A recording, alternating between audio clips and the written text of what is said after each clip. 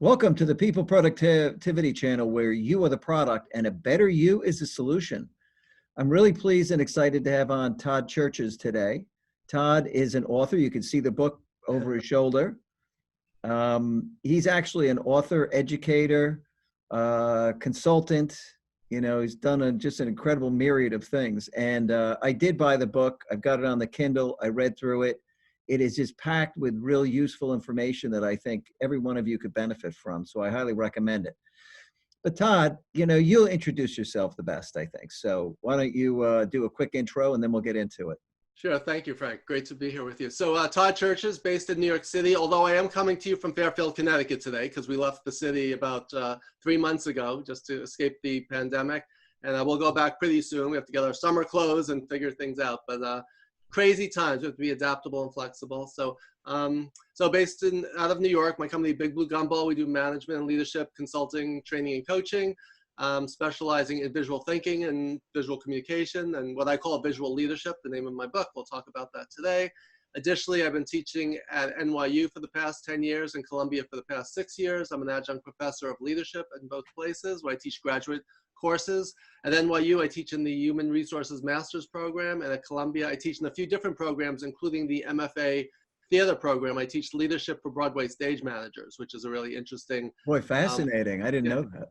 Yeah, so I get to do, I was actually in the English literature. Most people think I was a business major, but I was actually an English literature major as an undergrad with a concentration in Shakespeare and poetry. And that actually ties into what I do and how I do it. But I get to, at Columbia, bring in some of my Shakespeare and theater and weave in some show tunes and some innovative new ways of approaching leadership in the program. Wow, you have done a ton of different things. Fascinating. And my background before that was in the entertainment industry. I used to work for Disney and CBS developing TV shows, and then I was in the theme park business as a project manager. So we'll talk about that. And so in addition to all that, I did my first TEDx talk last year on the power of visual thinking, and we could talk a little bit about that. And I just wrote my first book, published by Post Hill Press, Simon & Schuster, and it was just released literally 2 weeks ago. So yeah, I was thrilled to have you on with the book just having come out. Thank you. Thank you. And launching a book during a pandemic offers its challenges, right? So all my book signing events were canceled. I had a keynote, including a big one in Denver, was canceled.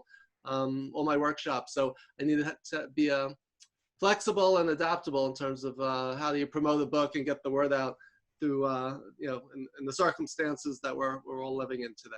Well, you are certainly flexible and adaptable. Why don't we start with this story of your original job where you got interested in the power of visual thinking and learning?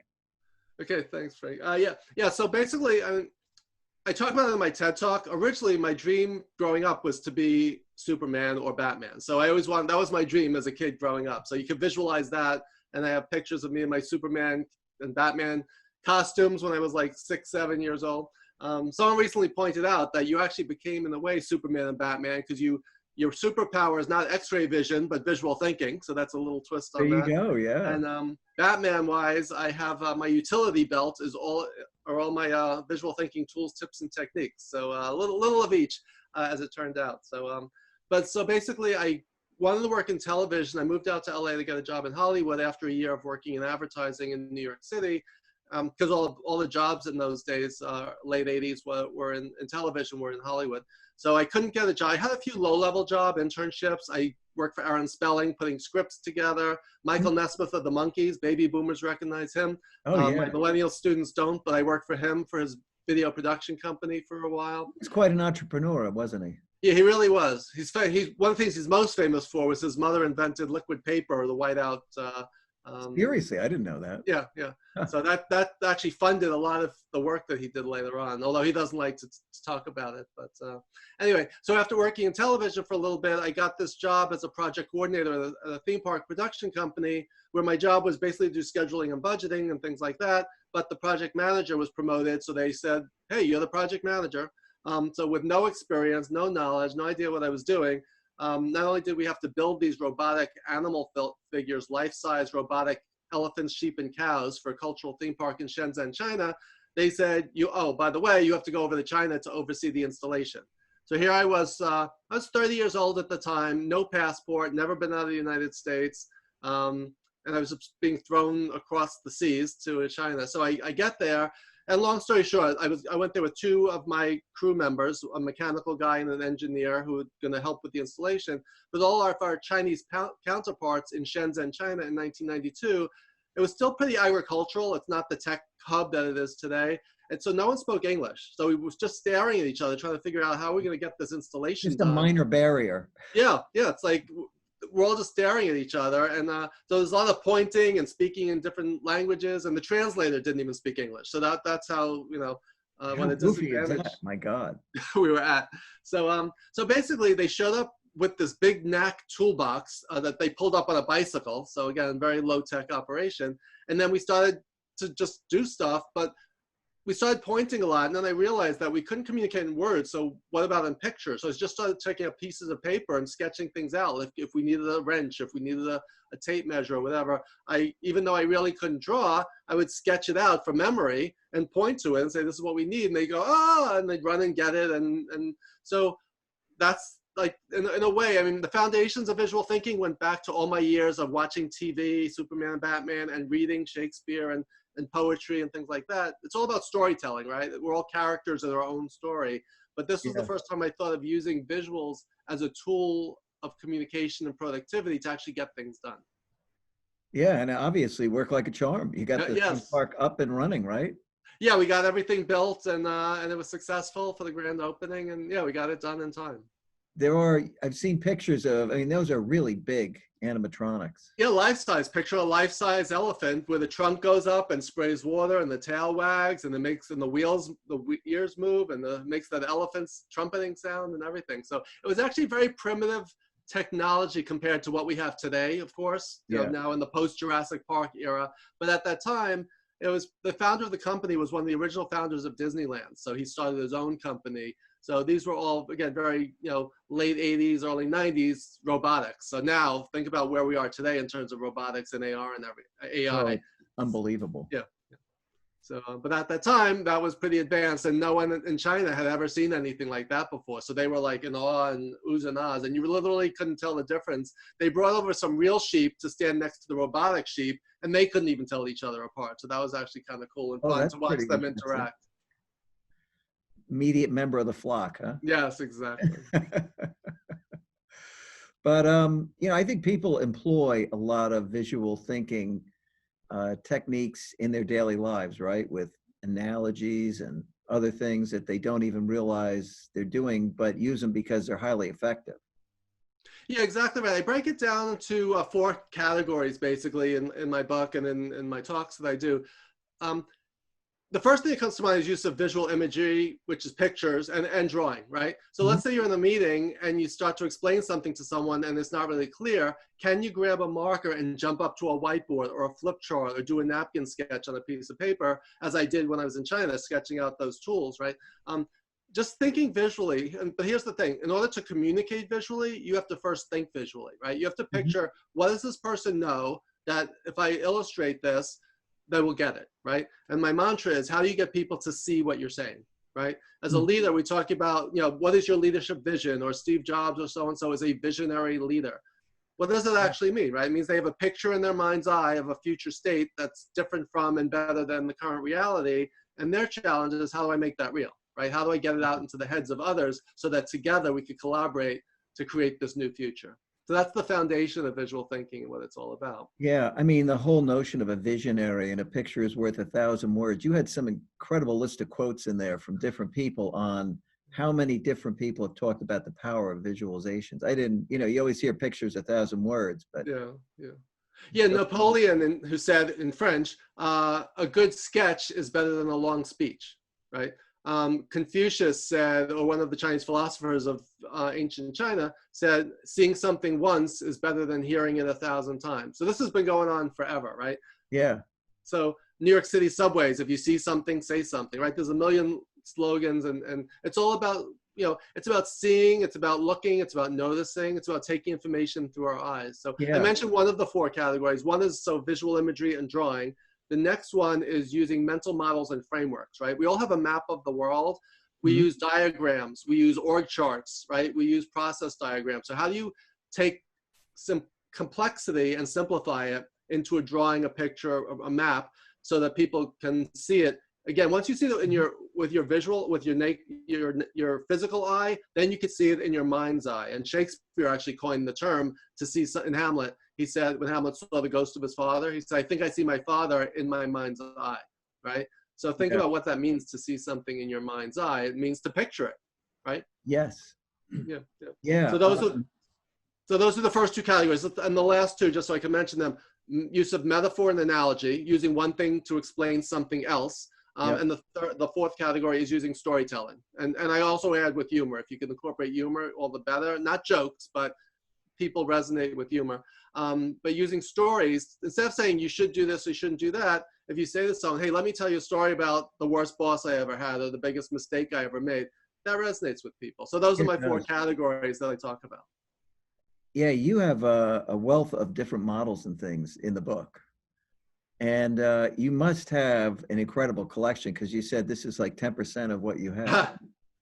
Yeah. For years, I mean, a lot of times I would see a model and I would say, that doesn't resonate with me. But instead of discounting the model and saying, oh, it doesn't work, I would create my own model, right? Something that did work for me. So I think that's the big thing with people. Instead of just throwing the whole thing out, make it your own, right? If you're trying to create something, come up with your own business model, come up with your own framework, your own story that resonates with you. So in my workshops and in my classes, I always created these models, told stories, and everyone kept saying, oh, you need to write a book. You need to put all this stuff into a book. So every time I had an idea, I would jot it down. So over 10 years, that pile got pretty high, right? I had literally 2,000 pages of handwritten and typed up notes and ideas.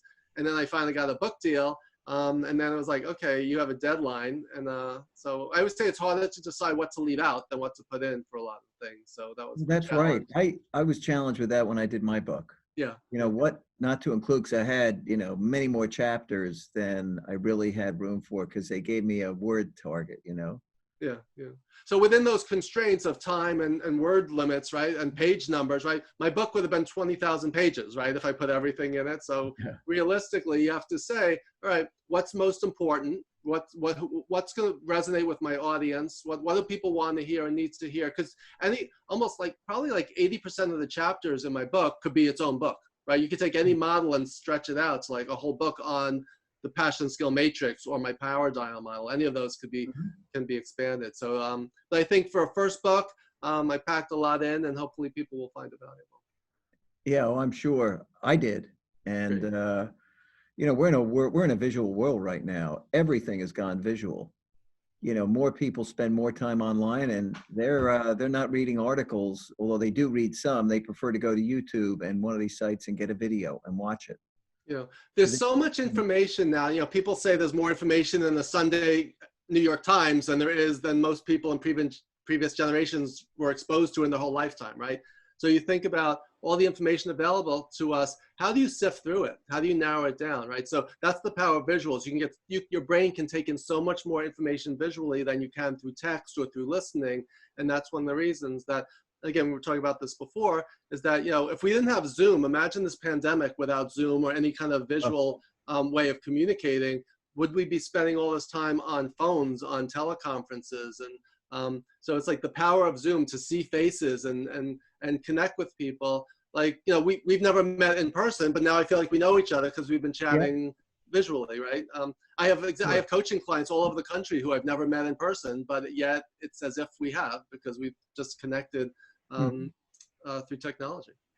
And obviously you use a lot of these visualization tools with your clients, your coaching clients, to have them. Yeah, I mean, that's one of the things. Sometimes we'll be talking about something and say, oh, we were just talking about the, let's say the feedback sandwich technique, right? So here's the feedback sandwich, and I can explain it to you. So it's one thing to see the visual, and then we could talk about it and say, when you're giving someone feedback, you should, again, there's a lot of debate about the pros and cons of this approach, but assuming it's appropriate, instead of just giving someone the meat of the message, you can sandwich that feedback within the buns, to use cushioning as another metaphor, to say, hey, I really appreciated the way you did X, Y, and Z. One of the things that could have been better is this, but I know that you could do this if you really work at it. Right there, I just used the feedback sandwich technique by giving you that feedback sandwich between two pieces of bread. So again, it's not suitable for all occasions. Some people, including major thought leaders like Adam Grant out of Wharton, he said, don't use the feedback sandwich because it could backfire on you.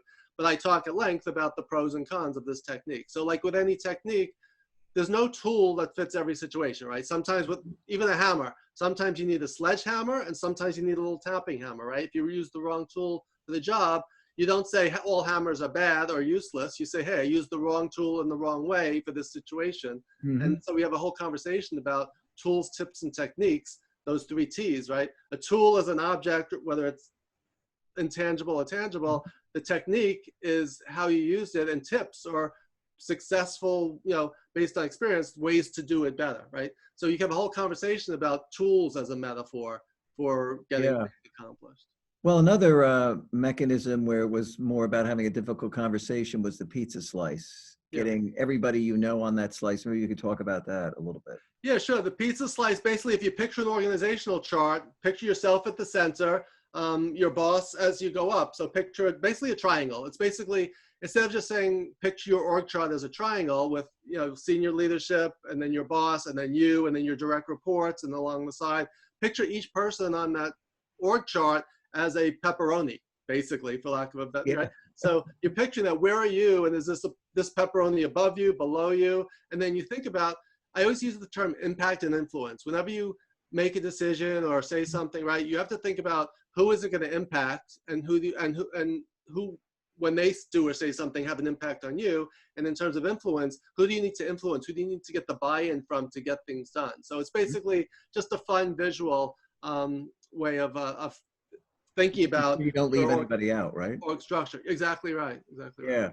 How to really use that RACI to actually lay out who you're going to talk to, when, how, where, right?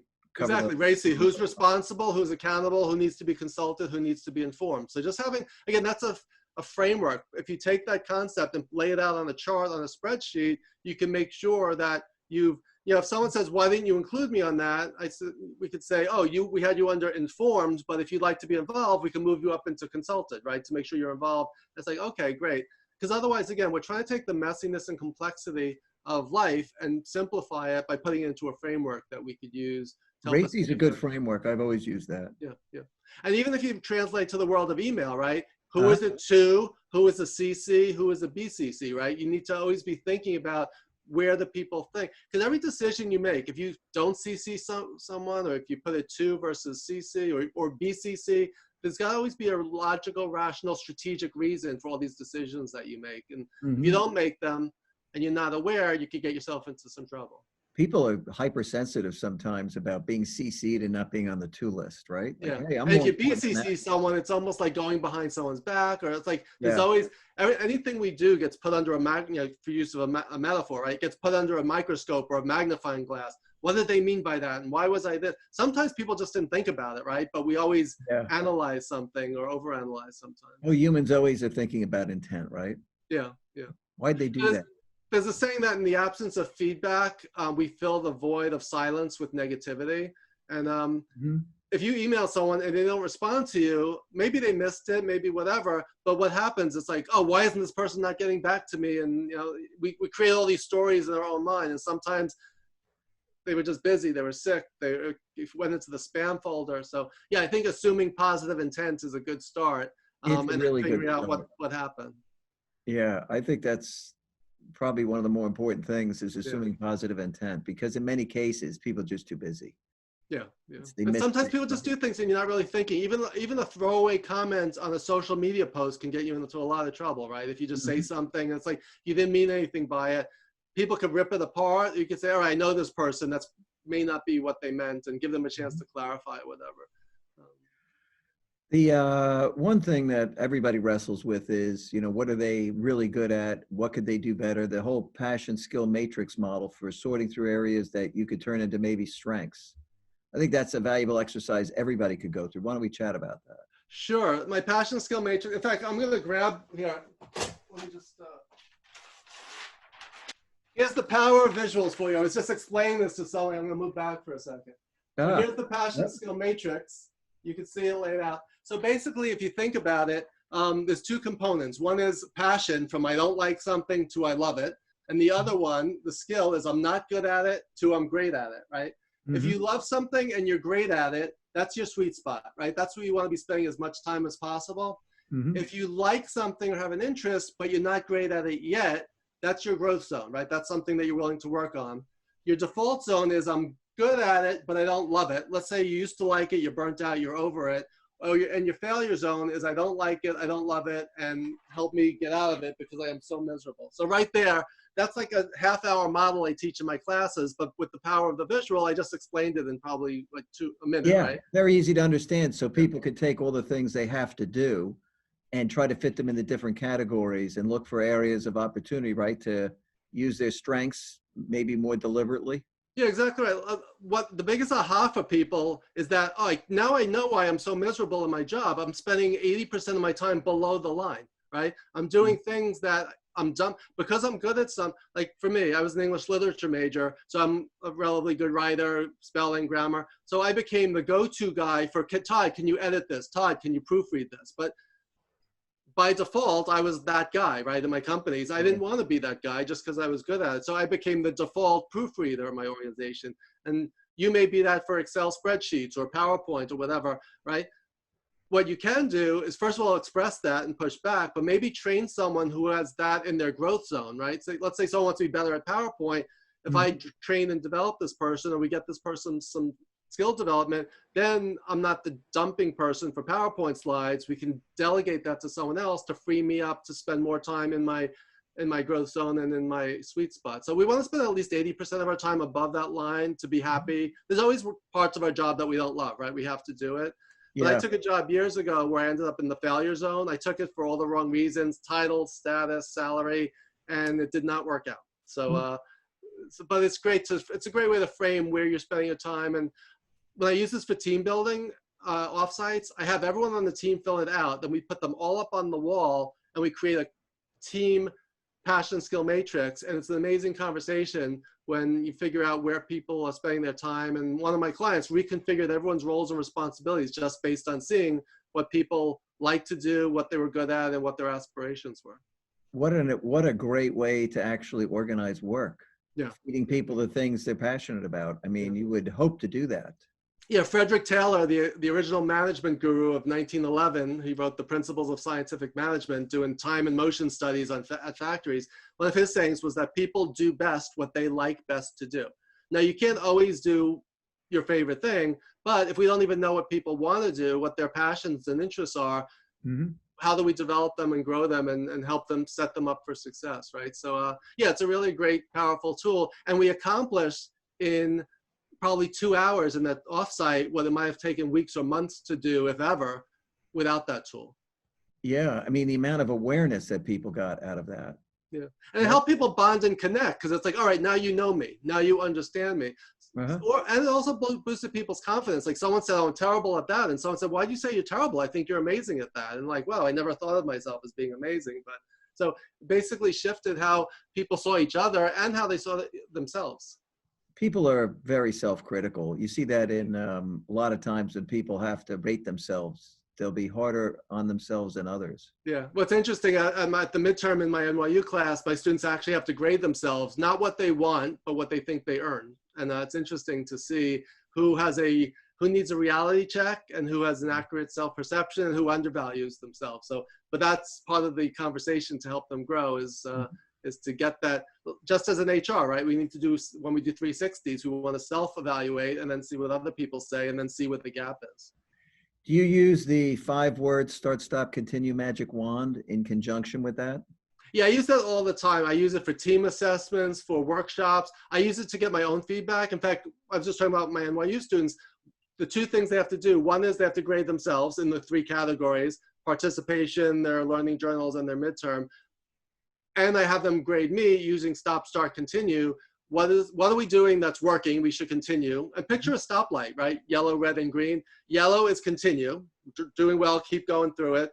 Red is, this is not working for me, I'd prefer if we stop doing this. And green is, hey, this is something I'd like to start doing, or maybe we could try doing. And the magic wand question is, if there was one thing you could magically change, what would that be, right? What would have the biggest bang for the buck? Now, the reality is, the sad news is there is no magic wand, but you can have a wish list and say, let's see if we can figure out a way to make this come true, even though you just can't wave a magic wand, but we could work at that. So that's one of the frameworks that I use all the time. So what frameworks do you find resonate the most? Because you're doing consulting and in classes. Obviously, much of this is situational, but other go-to frameworks that you rely on that the Yeah, audience? it's like, again, it's like asking someone who just bought a toolbox from Home Depot, which tools do you use the most? So it's really so it really depends on the situation of the person, Yeah. but the passion skill matrix is probably more than any other. There's a model that's not in my book called the 4 reasons for non-performance that do people know what to do, how to do it, understand why, and do they want to? So if someone's not doing something, if you run it through that framework, you can figure out, is it because they can't do it or because they won't do it, right? So is it a process thing or a people thing? Is it a management-based problem or a leadership-based problem, right? So that's a great model to use to help diagnose the root cause of performance issues. Yeah, run through that again, those 4 things. What were they? Yeah, it's so picture a pyramid. So now I'm going to explain it visually without the flip chart, right? Picture a pyramid with 4 levels. Yep. From the bottom up, does the person know what to do? Do they know how to do it? Do they understand why? And do they want to, right? So if you think about it, let's say, you know, you asked me to do something, deliver a presentation, and I said, and I avoided it. I procrastinated, I stalled, right?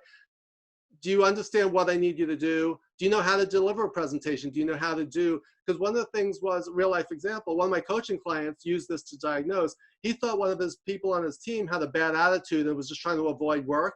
This person was terrified of presenting and didn't understand the content. So it was perceived by his manager as this person has a bad attitude or they're not a team player, when it was this person didn't have the skills they needed or the confidence they needed to get it done. So until he diagnosed the root cause and had that conversation, once he did, it became, hey, let's train and coach you instead of let's discipline you. So that's like a perfect example of how a tool like that can just change a whole situation. Yeah, I mean, that's a great finding.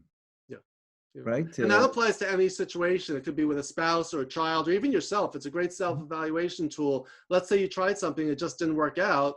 You can run yourself through that framework and say, you know, where did I go wrong and what can I work on fixing? Yeah, dynamite. Yeah, and it's very rarely any one thing. It's usually some combination. But again, that's part of one of the things I always talk about. My first TED Talk was called The Power of Visual Thinking. I was accepted to do another one, but it was canceled because of the pandemic. So hopefully it'll be rescheduled. My second one was on the magic of mental models, right? So it's, and the subtitle is Thinking Inside the Box, right? So if we could take the complexity of work and life, put things in a framework, a box, a pyramid, a circle, so that we could see it more clearly, then you take it outside the box and then you execute and then you try it out in the real world. But until you can wrap your mind around something, it's very hard to otherwise you're just guessing in terms of solutions. But it doesn't give you the solution, but it gives you some ways to frame a problem. What models do you use for brainstorming? There's a lot of different ones. My top one is probably De Bono's 6 Thinking Hats. Are you familiar with Edward De Bono's 6 Thinking Hats? I've heard of De Bono. I've not heard of the 6 Thinking Hats. Yeah, it's one of the classics. It's basically, again, I'll teach it in 60 seconds. There's 6 different color hats. Each one represents a different type of thinking. So this is De Bono's model, and each color has a representation. So red hat and white hat thinking. White hat is facts. So picture a piece of paper, right? It's white hat thinking is just evidence, fact-based, data-based, right? There's no bias, it's just the raw information. Red hat is the emotional hat, the hat of feelings, gut, right? So if you say, this always happens all the time, right? Is that a red hat or a white hat? It's probably a red hat, right? It's your emotion saying it feels like it happens all the time. White hat, it may have happened twice, right? But it feels like it happens all the time. So just separating fact from, gut, what your gut is telling you emotionally, what the facts are telling you is an important thing. Yellow and black hat, very simple pros and cons. Yellow hat, picture the sun. Those are the positive, the advantages, the benefits of something. Black hat, not negative, but critical thinking. What are the risks, the costs, what could go wrong, what are the disadvantages? So if you don't lay out the pros and cons and just, a lot of times people think, oh, black is negative, let's just look at the positives. What's it going to cost? What's it going to take, right? Right? If we don't think about that, right? And then green hat is the hat of picture grass, growth, innovation, and creativity. And blue hat is the process hat, structure, what now, what next? Are we following the process? So right there, those are 6 different colored hats, 6 different types of thinking. And that's what I use to help people come up with solutions. So again, there's a lot of different ones. That's my favorite. Yeah, that's certainly a good list. Yeah, you've got a long, you've got so many, really, really valuable models in there, framework. Well, that's what comes with reading 1,000 books. The challenge is remembering them all, right? And where they're from. And You also talk about the three-legged stool. Yeah. The three-legged stool is my communication presentation model. So, and this is not only for presentations as in doing a PowerPoint in front of a room. This is really any conversation. Yeah. So envision a stool with 3 legs. The seat of the stool represents the purpose. Why are you having this conversation? Why are you delivering this presentation? What is your purpose? Sitting on that stool is your audience, right? Could be one person, could be 1,000 people. Who are you speaking to? Then the 3 legs of the stool underlying and holding everything up are content, design, and delivery, right? Content, what am I going to include and what am I not, based on why I'm doing this and who I'm talking to. Structure, and this is where you decide, how am I going to do this? Is it a PowerPoint? Is it a Excel spreadsheet? How do I structure it? In what sequence? How long do I spend? And delivery is, how am I going to actually get my message to this person, right? So if you picture just like a stool with less than 3 legs, it's going to tip over. If you don't think about what I'm going to include, how am I going to design it, and how am I going to deliver it, then you're not going to hit your target, which is basically, again, goes back to your purpose and your audience. Do you have tips for people on becoming better at using analogy and metaphor? Yeah, I mean, we all use them. In fact, if you think about it, if you start looking for it, you'll notice people use metaphors and analogies all the time. I think with the awareness, then you can be more strategic and purposeful, right? So if I say to you, what's the root of the problem? Picture the root of a tree, right?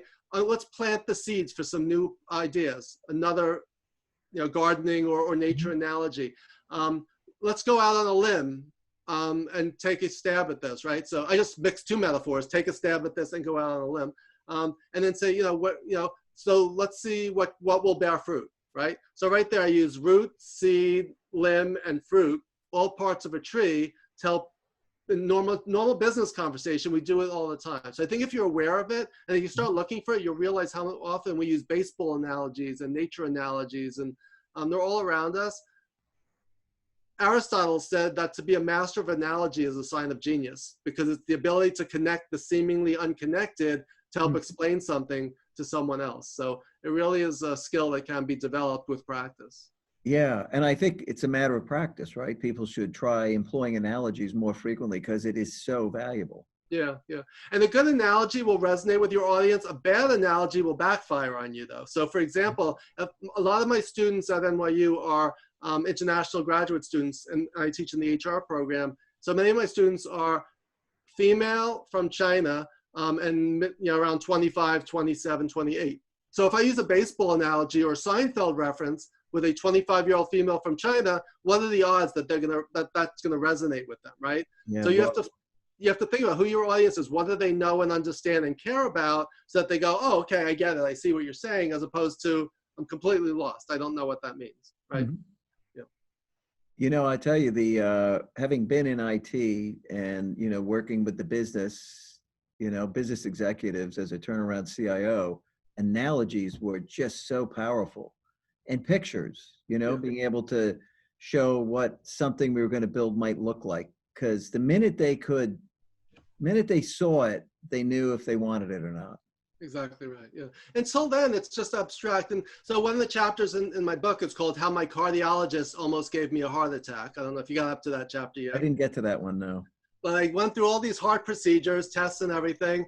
And my cardiologist, not my regular one, a substitute one, said, based on all this data, you have a 5% chance of having a heart attack within the next 10 years. And I almost fainted. I almost passed out. I got weak in the knees. And I'm like, wait, 5%? I said, does that mean I have a 95% chance that I won't have a heart attack within the next 10? He said, yeah, that's another way of looking at it. I'm like, yeah. I mean, you might have said it that way in the first place, right? Much more positive, yeah. Yeah, so how we frame and communicate numbers is so crucial. You have to think about what's the message you're trying to get across, right? Are you trying to scare someone and give them, or are you trying to say, hey, you're in great shape and you're actually normal, because 5% is the chance of any normal 50-year-old having a heart attack within the next 10 years, right? So another analogy I use is, if I say to you, oh, I have a 250 average, 250. Is that good or bad? If it's baseball, it's not too good. If it's my softball batting average, it's just average, mediocre. If it's my bowling average, that's great, right? So what are you talking about? What's the context of the number? So often people in technology, people in finance, people in numbers-oriented businesses toss around numbers that are meaningless to your audience. You need to frame it. What's the message you're trying to tell and the story you're trying to convey, and how do you get that information out? The classic is Steve Jobs saying, this little device holds 5 gigabytes. It's like, so what? This little device can hold 1,000 songs in your pocket, the iPod, right? It's like, wow, I could carry 1,000 songs with me. That's amazing, right? Who cares how many gigabytes unless you're a technology IT person? He was a great marketeer, boy, I'll tell you. He was great. He was great. And he didn't start out that way. If you Google young Steve Jobs, the first time he presented, he was horrible. He actually was being interviewed. He actually said, I think I'm going to throw up. He was so nervous. He was a nervous wreck. Is that right? And look what he became. So yeah, if you look at Steve, just Google or go to YouTube and find Steve Jobs' earliest interviews. And he was a terrible communicator, no confidence. And look what he became, one of the all-time greats. So all of us with practice can get from where we are to even better. Yeah, they could get that into the upper right quadrant. Yes, exactly. It's if it's in your growth zone, you can make it a sweet spot over time with enough practice. Yeah, he did. Yeah, I mean, what a brilliant marketeer, boy. Yes, yeah. So not only technology, but he was able to communicate it to the public, right? Right. And a lot of times, he said, like, people don't know what if you said to someone, do you need an iPad? They would be like, what's an iPad, right? So people a lot of times don't know what they need until you show them the benefits. And that's one of the classic things, right? Are you trying to sell someone a product? Are you trying to sell them a benefit? Are you trying to sell them, introduce them to a solution? So often we see it only from our lens. We don't see it from the lens of our customer or the end user. And that's where the cover of my book is an eyeball with a rainbow that represents innovation, creativity, and diversity of thought. It's not just about looking out, it's about looking in. It's about seeing things from other people's point of view, right? So often we just think about things from how we're seeing it, but we don't turn the camera around and say, how is this person seeing me? How is this person seeing what I'm showing them? Very true. I do think people should digest your book in sittings. I mean, you recommend that, and there is a lot in there. Yeah. So one of the things I say in the book is don't try to just get through it in a few hours. Just read a chapter, put it down. Each chapter has exercise questions at the end, just food for thought to think about. How can I use this? So it really is meant to be a catalyst for problem solving and new ways of thinking about things. One of the things that can be challenging is visual storytelling. Yeah. Trying to turn some objective into a story that makes sense. It's great if you could pull it off. What about practicing that? Yeah. Well, what's interesting about storytelling, I was actually doing a workshop for about 20 CEOs, and one of the CEOs, it was on leadership storytelling. And this CEO said, I'm terrible at storytelling. I hate storytelling. And someone said, well, why do you say that? He said, well, let me tell you. And he told this great story about why he hated storytelling, right? So we all looked at each other like, that just proves the point. We're all natural storytellers. Think about a kid. Little kids tell us stories. Grandparents tell stories, right? Culture is passed down through stories. Even before the written word was invented, culture is passed down lessons and life, like insights through stories. So I think if we sometimes we magnify storytelling as if it's this overwhelming, daunting thing. If someone says, how was your day today, Frank? And you say, oh, you wouldn't believe what happened to me today. You just started a story, right? This guy said this, that's the character. He said this, that's the dialogue. It has a beginning, middle, and end. First this happened, and this happened, and this happened, right? Here's an obstacle that I overcame. Here's a challenge I faced, right? We do it all the time. So I think the key is to tell, one of the things I recommend to people is keep a journal or a log. Like as things happen to you, like I never could have written my book if I just sat down with a blank computer screen and said, all right, I need to write a 350-page book, right? Yeah. I had 10 years worth of stories and a lifetime actually worth of stories accumulated, because some of the stories go back to my father when we're driving in a car at age, when I was 6 years old, right?